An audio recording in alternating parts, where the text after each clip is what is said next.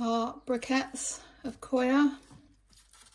To find something large enough, we'll take it. I'm going to pour hot water over this because it's just quicker, but any water will do.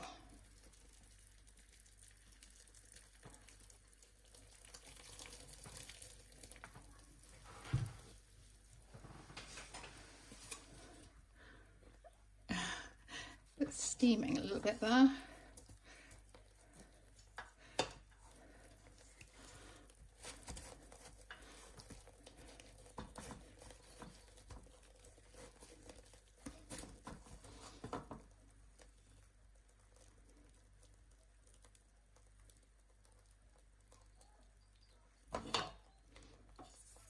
At the steam, I'm just going to take it out of the camera's way, pour more water over it.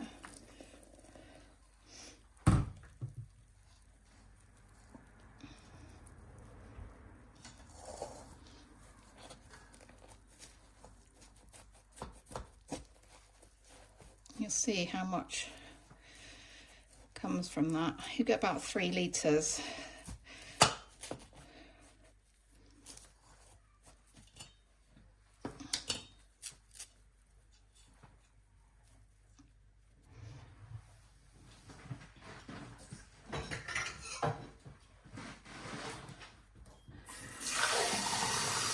Just going to pour some cold water over it.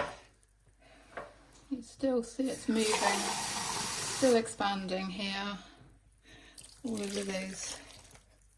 A little bit messy, but